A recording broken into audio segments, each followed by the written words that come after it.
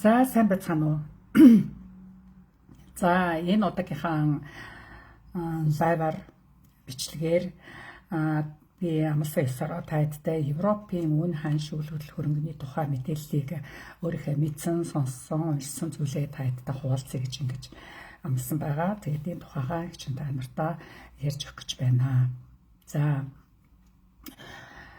Монголд ингээд байх хугацаанд бол ерөнхийдөө үйл хөдлөх хөрөнгийг бол Монголын үн ханш бол ерөөсөө маш хурдтайгаар өсөж байгааг таад маань бас мэдээж сонсож байгаа хүнээс өөртөө ч харсан байх тийм ээ. Үйл хөдлөх хөрөнгө бол Монголын зах зээлд бол маш их үнэтэй болж байна. Одоо нодлын өвчин гэхэд бараг 1 квадрат метр нь бол нэг 2 сая юм уу 2 сая 500. За зарим хуучин байр бол сая 900 ч гэсэн олдогчл байдаг байсан бол одоо бол Монголын зах зээл дээр үйл хөдлөх хөрөнгийн зах зээл дээр бол ерөнхийдөө бол нэг айтаахан байрууд бол квадрат метр нь бол 3 сая 500 хүртлээр одоо өсөж байгаа ийм хурцтай явж байгаа. За тэгэхээр ташрамт хэлэхэд Монголд одоо байр худалдаж авах гэж байгаа юм улсууд бол та хурдан хөдлөхгүй бол энэ үн аншны өсөлтийг бол бид нар бол зогсоож болж чадахгүй. Мэдээж хэрэг тэгэхээр улмал одоо таныг цаг алдах тусамд байр үнэтэй болж байгаа гэдгийг л таад маань бас ойлгож авах нь бас илүүдэхгүй болов гэж ингэж их чинь SMS өгч байгаа шүү.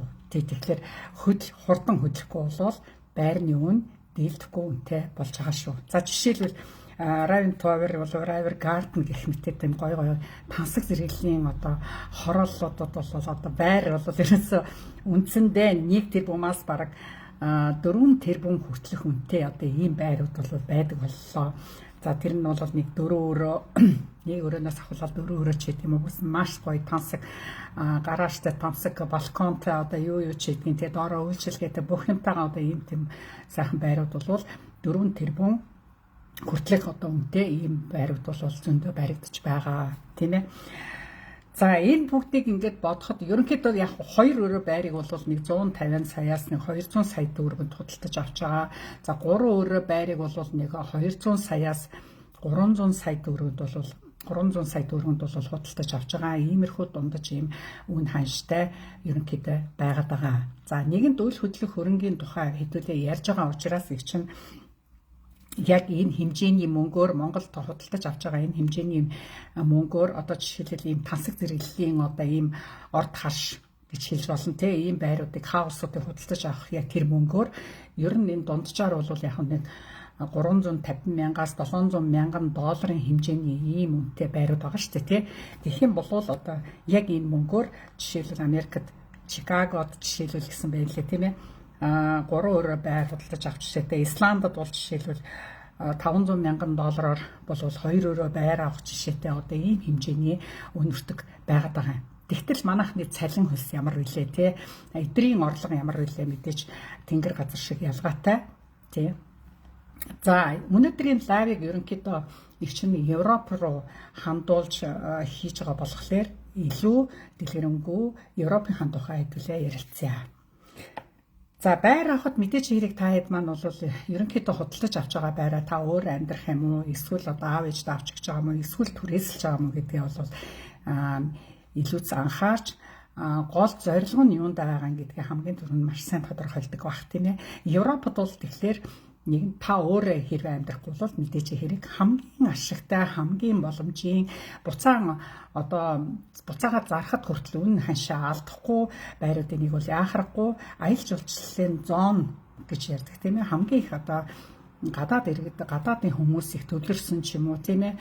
Эсвэл маш их одоо үйлдвэрт бараацсан хотуудад ч юм уу тийм газруудын байр бол ерөөсөө хизээч үнцэнээ алддаггүй буцаад зарахад ч ашигтай байдаг. Тэгээд түрээслэхэд маш их илүү өөр амьдрснаас илүү ашигтай ажилдаг ийм үйл хөдлөх хөрөнгийн ийм хөрөнгө оруулалтууд байж болох юм байна тийм ээ. За үн ханш боломжийн хямд байрууд ямар орнуудад байдгийн бэ гэх юм бол ер нь нөхөй одоо Молдав, Албани, Болгар, Латв, за тэгээд Румын гэх орнууд ордог юм байна. Ерөнхийдөө бол энэ эдгээр орнуудын үн ханшийг харахад квадрат метр нь 1000 еврогоос ахуулаад дээдл нь 2000 евро хүртэл ийм хэмжээтэй байна. Яг одоо энэ эдгээр статистик одоо ийм үзүүлэлтүүдийг чинь хаанаас олж харсан гэхлээр Business International гэдэг ийм олон улсын сайт байдаг. Тэр сайт бол өөрөө ингэсэн өмгөөллийн одоо зөвлөхүүд ажилдаг үйл хөдлөх хөрөнгийг Европод худалдаж авч байгаа улсуудад тусалдаг тий. Тэгээд эдний одоо энэ хамгийн сүүлийн статистик дүн шинжилгээ судалгаанаас үүссэн юм график гаргасан байна лээ. Тэгээд тэрнээс их чинь сая олж хараад 2024 оны 12 сарын мэдээллүүдээс их чинь харж таадтэй ярьж өгч байгаа юм шиг. Байрны үүнд мэдээж хэрэг байршлаас шалтгаална тийм ээ. Хаана байрлаж байгаа, хідэн давхар уу тий, ямар орионд байна, хажууд нь цэцэрлэг сургууль байна уугүй юу, аялал жуулчлалын зон юм уу, эсвэл одоо үйлдвэрийн зон юм уу, хідэн давхар уу тий, хідэн өрөө. Тэгэхээр миний ярьж байгаа энэ квадрат метрийн үн ханш бол мэдээж хэрэг дээшгээ доошоогооч хэлбэлцэн тийм ээ. Тэгэхээр яг ийм үнэтэй байдгүй маа гэх маргаан бол байхгүй байх гэж бодож байна. Энийг бол та хэд маань бүгдээрээ бас мэдж байгаа байх гэж бодож байна. Ерөнхийдөө дундаж статистик гэдгийг би та хэдтэй танилцуулж байгаа юм шүү тий. За Молдов жишээлбэл квадрат метр нь 1000 квадрат метр гэж бодоход манай Монгол мөнгөөр бол 3 сая 800 тийм ээ. Албанд бол 5 сая байхад Болгар бол нэг 6 сая бас л үнэтэй байна тийм. Монголтой харьцуулах юм бол үнэтэй тийм. За Латв бол нэг 6 сая 600-тай хэлбэлцэж байгаа юм байна. За Румын бол нэг 6 саяас 7 саяын хооронд квадрат метрийн үн ханш хэлбэлцэж байгаа юм. За эдгээр энэ орнуудын бол хамгийн хямд гэж үзэж байгаа юм байна Европтой. За тэгэхээр одоо хамгийн үнэтэй улс орон ямар орн байх вэ? За мэдээж хэрэг Испаниас ахуулаад Герман, Итали, Франц, Португал, Польш хамгийн үнэтэй өртөгтэй байртай орнуудад хамгийн ихэнд жагсаж явдаг юм байна. Тэгээд доош мэдээж бүх орнуудыг ингээд үзүүлэлтээр нь бол жагсааж хахад хамгийн ихний 5 6 үзүүлэлтэнд эдгээр орнууд орж байгаа юм байна.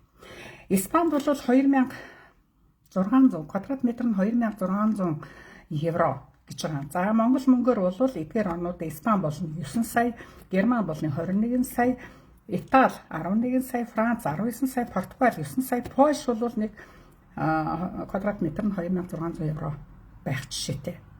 Тэгэхээр энэ эдгээр байруудад бол ерөнхийдөө дандаа энэ үзүүлэлтүүд нь голдуу томоохон хотуудаар байршилтай, томоохон нийслэлүүд нь хамааралтай ийм үзүүлэлтүүд юм шүү.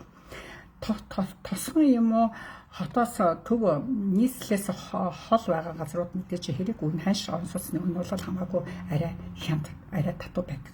Манай чигт ч гэсэн ялгаагүй шүү дээ. Практ бол нэлээд үнэтэй, нэлээд олон хүн суурьсан, нэлээд том үйлдвэртэй тийм газрууд нь бол байр нь аюу үнэтэй байдаг. Тосгон юм уу арай хүн ам багтай 50,000-аас бага хүн амтай газар төлөрсөн газар бол арай байрууд хямдхан байдаг тийм ээ. За үн байрын хувьд бол зарим оронд бол одоо байр худалдаж авахд виз авах хялбар боломжтой орнуудын жагсаалт гэж байна. За энэ бол бас нэлийн сонирхол татууц бас санагдлаа надад. Тэгэхээр эдгээр ямар оронд байдгийг таад маань бас мэдэхэд бас илүүдэхгүй л байна. Олон жил Европод бизнес хийж байгаа, олон жил Монголдоо ч гэсэн бизнес хийгээд зохимжийн нөгөө нэг төрөөс төрсөн тэр бомтонгууд биш. Өөрсдийн яг амьдралаараа, өөрсдийнхээ яг хөдөлмөрөөрөө өнөөдөр зөндөө мөнгөтэй болсон боломжийн амьдарч байгаа, зөндөө хөрөнгө оруулалт хийгээд тэрнээсээ одоо Европ руу ямар хөрөнгө оруулалт хийх үү гэж хайж байгаа хүмүүст маань бас юм хэрэгтэй болох болов. Мэдээж хэрэг эдгээр орнууд бас Португал ордог юм байна нэгдүгээрт. За Португал бол $350,000-аас $500,000 биш евроны одоо хооронд хэлбэлцэж байна квадрат метрийн үн. За тэгэхээр дахин хэлье. Одоо миний энэ нэрлэж байгаа энэ орнууд виз энэ орнуудад та үйл хөдлөх хөрөнгө худалдаж авснараа тухайн оронд амьдрах эрх авах одоо ийм орнууд байна. За тэгэхээр энд бол Португал орж байна. Грец орж байна. Грец бол дунджаар нэг 250,000 евротой байхад та нэг үйл хөдлөх хөрөнгө худалдаж авах юм байна. За Испани байна. За Испани бол нэг 350-аас бас 500,000 квадрат метр нэг 350,000 евроноос 500,000 евротой тэнцвүүц байр болгохоор байна. За Латв байна, бас Серб байна. Эдгээр за Черногор бас орж ийн тий. Тэгэхээр эдгээр үнийн хэлбэлцэл мэдээж хэрэг та нар ямар ч орны одоо үйл хөдлөл хөрөнгөний одоо мэдээлэлд байршуулж идэг сайтууд байдаг шүү дээ. Тэндээсээ харахад сайтай муутай тэнд дотор чинь баг балгацуулах гэж байгаа ч юм байжлаа. Маш сайхан үзэмжтэй хамгийн сүүлийн үеийн гоё хаусууд ч байгаа. Тэрнээсээ шалтгаалаад үн хэлбэлцэж байгаа. Бас нэрээ тэнд чинь бас Мальта орж байгаа юм байна. За тэгээд эдгээр мэдээлүүд ингээд уншиж байхад одоо сүүлийн үед бол Европод Оросд маш их одоо үйл хөдлөл хөрөнгөнд илүү их худалдаа авалт хийж байгаа юм байна. Гадаадын хүмүүсээс. За тэгээд Оросд бол дан ялангуяа Мальтад бол нэлээд анхаарал фокусдаг юм байна. Маш олон Оросын холбооны улсын иргэд тэнд байр худалдаж авч одоо тэнд иргэншилтэй болж байдаг юм байна. За дэлгэрэнгүй жоохон ярихад Испаний хувьд бол за мэдээж хэрэг Испани бол үнэхээр газар зүйн хувьд бол маш их тааламжтай. Үн ханшийн хувьд бол нэлээд одоо уян хатан тийм ээ банкнаас зээл өгдөг тийм ээ. За зээл нь бол 3.4% хүүтэй ипотекийн зээлүүд байдаг юм байна. За Мадрид, Барселона гэх хотуудад байшин худалдаж авахд бол хязгаарч одоо үн цэнэ алдахгүй одоо ийм байршилтай газрууд байдаг юм байна. За байртай болсноор Испани улсад бол виз хүсэх боломжтой гинэ. За тэгэхээр виз хүсгэд эднийх эхний 2 жилийн одоо виз одоо зөвшөөрдөг юм байна. За тэгээд 5 жилээр сунгуулснаар үндсэндээ нэг 10 жил Испанд амьдарснаар та иргэншил болох төсөлтэй гарах боломжтой болно. За ингээд нэг байшинтай болсныг та 10 жилийн дараа магадгүй Испани иргэн болох боломжтой юм байна. Наана нь бол тас визээ сунгуулад ингээд явна л гэсэн үг байна шүү дээ. Тийм ээ. За Испанд бол тэгтээ тавьж байгаа нөхцөл нь юу гэдэг гэхэлэр эдгээр хамгийн багадаа та 500,000 евроноос 1 квадрат 500 квадрат 500,000 евроны байр худалдаж авах хэрэгтэй гэж чинь хамгийн багадаа. За тэгэхээр эдгээр бас лимит заасан байна те. Та гадаад иргэн хүн манад байр худалдаж авах гэж байгаа бол 500,000 еврогоо бэлдээд ирээ гэсэн үг шүү дээ тийм ээ. Тий. За тэгэхээр энэ хэмжээг нь бид нар бас барьж авах ёстой. Мэдээж хэрэг орон болон өөрийн гэсэн хууль зарчим шаардж байгаа материалууд нь янз янз байгаа. Орон болгонд мэдээж хэрэг банк дансаа нээх ёстой. Тийм ээ. За тэгээд бичиг баримтуудаа виз хүсэх бичиг баримтуудаа байр худалдаж авсны дараа өгч болох юм байна. За дараагийн орон Португал. За Португалд яадан гэхээр гадаад иргэд бол байр худалдаж авах бүрэн эрхтэй. За байрны үнэ нь Испанд бол 500,000 евро байсан бол Португал 350,000 евроноос дээш болтго юм байна. За арай хямд байгаа зү тийм ээ. За тэгээд нэг авсан байхад 2 жилийн виз хүсэх боломжтой болтго юм байна. Шууд 2 жилийн виз Португалд. За Португал бас л сайхан сонирхолтой орны нэг тий. За та бол байр худалдаж авна, офис худалдаж авч болно, газар эзэмшил худалдаж авч болно тийм ээ. Гэхдээ бас л лимит заасан тийм ээ. 350,000 евроноос дээш гэсэн байна. За эднийх яасан гэхлээр квадрат метрийг бас заагаад өгсөн. 120 квадрат метрээс дээш гэсэн байна. За тэгэхээр Испани бол квадрат метр заагаагүй байхад Португал жишээлбэл заагаад өгсөн байна шүү дээ тийм ээ. Тэгэхээр ингээд орны ялгаа бас байна. За Португалид юу гэж юм? За ерөнхийдөө ганц Португал биш. Байруудыг ер нь бол заавал 5 жил та өөрийн нэр дээрээ заавал байлгах хэрэгтэй юм байна. Ийм хууль ерөнхийдөө нэлээд олон оронд харагдаж байна. 5 жил та худалдаж авсан байраа зарах ёсгүй юм байна. За тэгэд харин 5 жилийн дараа та байраа зарах эрх чинь үүснэ. 5 жилийн дараа та траал хүсэх хэрэгтэй бол. Одоо Чехэр бол байнга оршин суух виз бид нар чинь 10 жилийн виз хүсдэг шүү дээ. Тэрэн шиг Португал та 5 жилээ байр худалдаж аваад 5 жил за амьдэрсэн байхад та Португалийн иргэн болох боломжтой хүсэлтэд гаргаж болох юм байна. За энэ бол бас маш сонирхолтой. За тэгвэл бид нар чинь 350,000 еврогоо цуглуулах бас том даалгавар нэлээ бас нэг зоригтой бас ингээд мөнгө хураагаад хэллээ болохгүй юм байдгүй шүү дээ тийм ээ. За Латв орны хувьд Латв чинь мөн л байр худалдаж аваад виз хүсэх боломжтой орны нэг тоонд зүй ёсоор ордог. За Латв бол байр авснаар иргэншил авах боломжгүй гэж байна. Иргэншил бол баах боломжгүй. Гэхдээ 5 жилийн виз хүсч болно гэсэн байна. 5 жилийн дараа удаан хугацааны виз хүснэ. За Португалтай бас ойролцоо байна тийм ээ. За гэхдээ байрны хэмжээ, худалдаж авах байрны хэмжээ 250,000 евро байсан. 250,000 евроноос дээш үнэтэй байруудыг та худалдаж авснаар Латвийн одоо виз хүсэх боломжтой болох юм байна. Тэгэхдээ 5 жилийн виз шууд өгөх юм байна.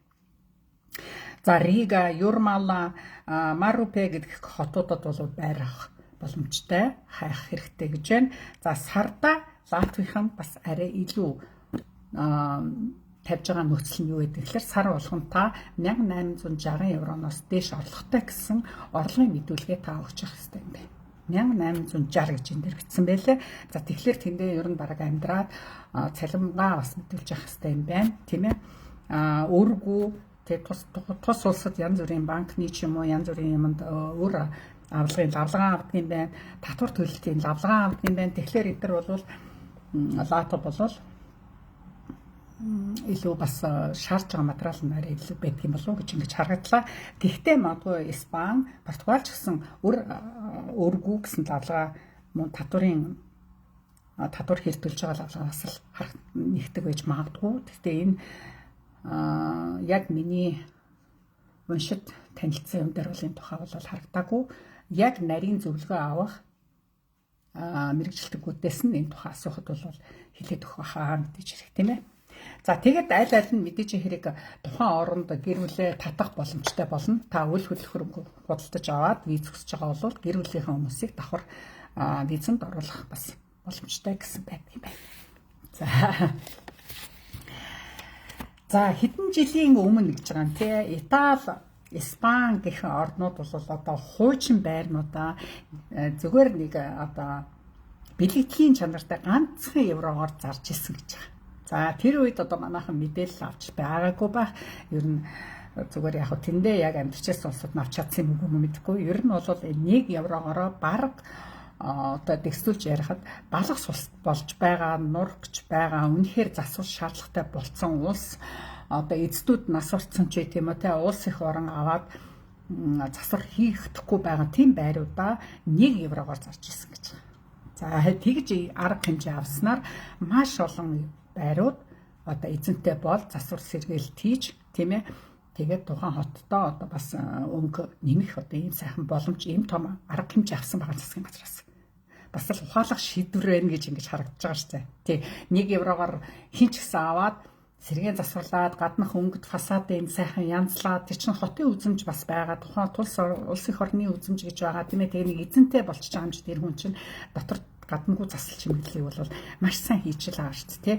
За тэгээд засвар үйлчлэгэнд нь мэдээж хэрэг одоо банкнаас бас зээл өгсөн л таараа.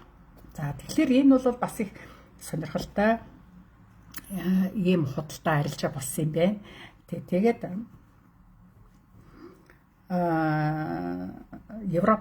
Европчууд ер нь хуучин дээр үед байсан одоо энэ цайз хэрэм дээр үеийн байшин саваа янзлахтаа бол үнэхээр мундаг дадлаг туршлагатай улсууд хуучин юмаа дандаа засад сэлбэж сэргээж байдаг ийм ард түмэн штэ тийм ээ тийм ч учраас аялал жуулчлалчдыг маш их татдаг хуучны имиж нь одоо маш их гоё болгосноор тэр имиж нь хүмүүс ирж үздэг тийм ээ тэрнийгээрээ маш их эдийн засгаар их орондоо бас их мөнгө олж идэг жуулчдаас маш их мөнгө татаж чаддаг ийм туршлагатай улсууд шүү дээ тийм за Чехийн хувьд бол ямар байна гэхлээр Чехийн байрны өртөг бол үнэтэй болж байгаа. Тэгэхээр орон сууцны хувьд одоо нодлонгийн биш 2023 оны 12 сартай харьцуулахад гэсэн байна лээ. Тэгэхээр орон сууцны үн бол нэг 7%-аар өссөн байна. Хаус байрууд бол нэг 6.4%-аар өссөн байна. Газар одоо худалдаа арилжаанаас нэг 4.8% одоо өсөж байгаа юм байна үүний хувьд. За тэгэхээр үн буураагүй байна. Үн өсөж байна гэж ойлгож байна. За тэгэхээр энэ мэдээллийг хаанаас авсан гэхээр Чесоп гэдэг банкны одоо хипотечная банка хоёрын одоо гүйцэтгэх захирал Мартин Вашгийн одоо нийтлэл байна лээ. За тэгэхээр энэ хүн болвол Сезнам Цэнсэтрийг ч уншижсэн. Энэ хүн бол ер нь бол одоо Маравын бүс хамгийн одоо эрэлт их хэрэгцээтэй. Тэдний орон сууцны одоо өмнөний ханш бол 4.6-аар өсчлөө. Устьи над Лабан тойрогт бол бас 4%-аар өсчлөө. Харадиц Кралова маш их эрэлт хэрэгцээтэй байна. Маш том хотчтой тийм ээ, маш сайхан том хот бас 4%-аар өсчлөө. Тэгээд мэдээж эрэг Прага эрэлт хэрэгцээ бас одоо байшин бүүн 4%-аар өсчлөө гэж байна. Тэгэхээр дараагийн эдрийн ханш бол мэдээж хэрэг буурахгүй. Прагагийн түрээсийн үн хизээч буурахгүй байнга өсөж байгаа. Энийг бол та хэд маань Прагт амьдарч байгаа улсууд маань ч сайн мэдж байгаа бох тийм ээ. Эдгээр одоо Марав бол одоо олмоо Пшров ийшээгээ бол маш сайхан нам тайван сайхан дулаахан одоо ийм тойрогч одоо баруун тий ер нь их амьдрахад их таатай бүс байдаг. Тий Маравын чиглэлд бол мэдээж хэрэг байр орон сууц бол үн бол буурахгүй тий. За Устьи над Лабан гэхлээр ойлгомжтой маш их үйлдвэр ихтэй байдаг тийм ээ. За тий эдгээр газрууд бол байрны үн байрны эрэлт хэрэгцээ ерөөсө буурахгүй байна гэж онцолсон байна. Тэгэхдээ ер нь бол яагаад байрны үн өсөж байгаа юм гэхлээр шинэ болон хуучны орон сууцны хэрэгцээ эрэлт их байгаагаас орон сууцны үн ерөөсө буурахгүй байна гэсэн байна. За хуучин орон сууцны нийлүүлэлт буурсан. За мэдээч хэрэг хуучнууд нь бол бүгдээрээ л эзэнтэй эсвэл түрээстэй эсвэл хүмүүс өөрсдөө чэйхүүд амьдарч байгаа нь мэдээч хэрэг. Шинэ орон сууц нэмэгдэж байгаа боловч одоо бас их хангалттай биш байгаа. Чэйхэд тийм ээ. Чэйхүүдийн хамгийн хэрэлт хэрэгцээтэй байгаа квадрат метр нь бол ерөнхийдөө 1.45-аас дээш байгаа байна. Тэгэхээр 45 квадрат метрт чинь дунджаар нэг 2 өрөө байр юм одоо тийм ээ. 2 өрөө байрны сонирхолтой илүү байдаг юм байна.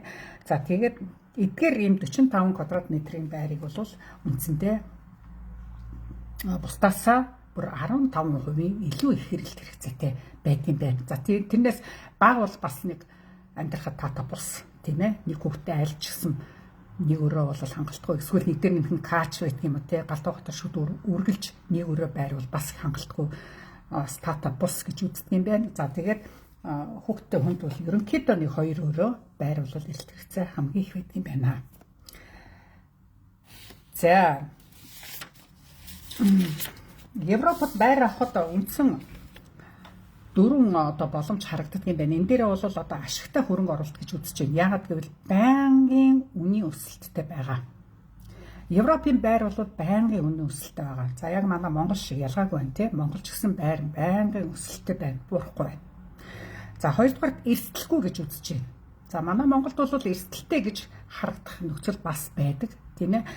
Европод бол эрсдэлгүй. Яагаад гэвэл эдийн засаг маш зөв зохион байгуулалтанд газар дээр нь эдийн засгийн үнэлтэйг бол шийдэж чадвартай гэж үздэг Европынхан.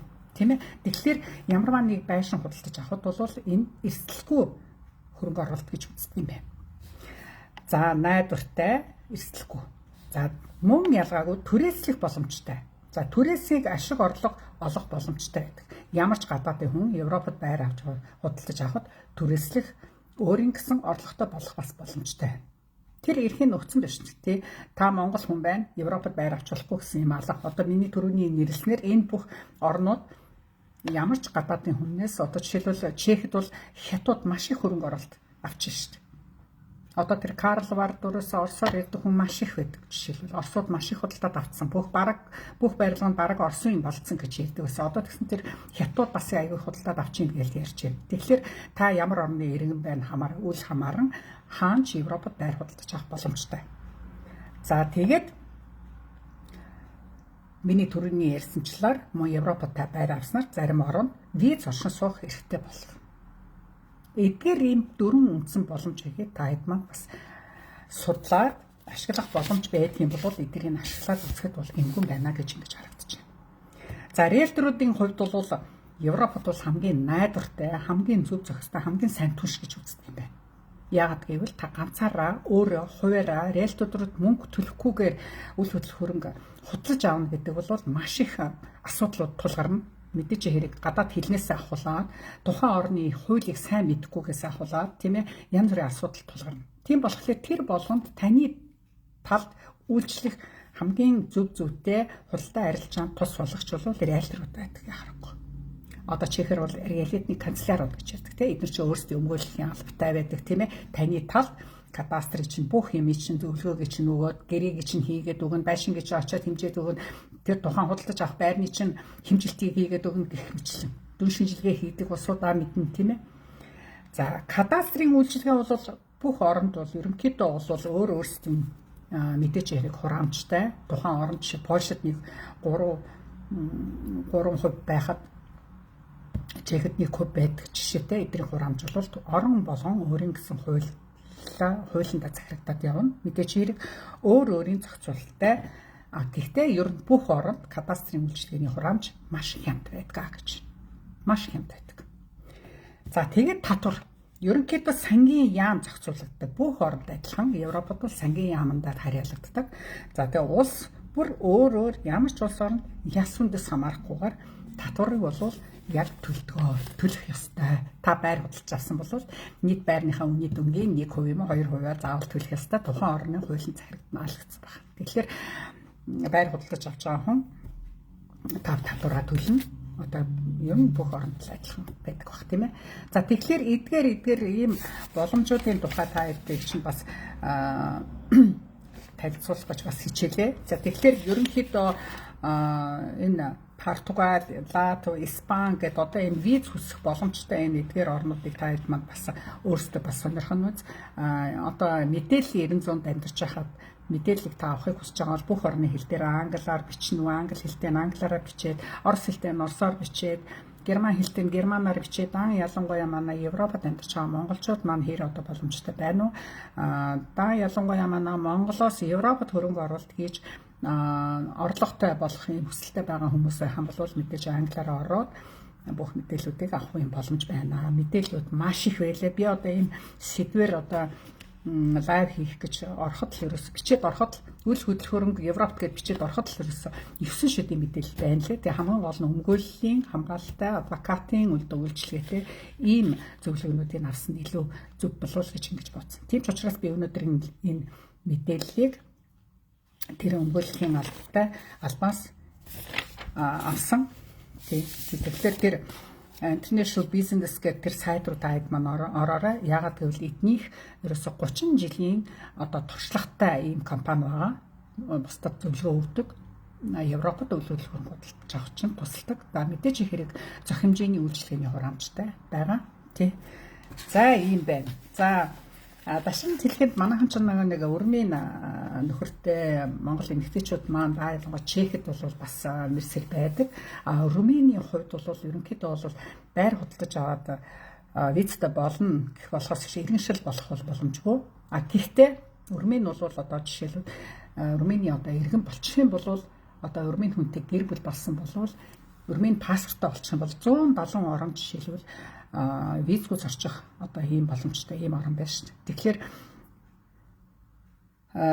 эдгээр та хэд маань бас судлаарай, сайн лавлж асуугаарай. Тэгээд Румыний паспорттой байхад жишээлбэл Польш, Румыний паспорттой бол Канада, Япон, Солонгос гэдэр бол визгүй зорчдөг юм байна. Өрмийнүүд чинь ер нь өөрсдөө бол нэг хүн амаа айгүй их олон болгох зорилготой байгаа учраас компанидсан ийм төрөөс одоо ийм том зохион байгуулалт бас хийгдэж хүн амын бодлого айгүй их илүү анхаарлаа фокуслж байгаа юм байна. Яг бол одоо Чех гэх одоо тийм чинь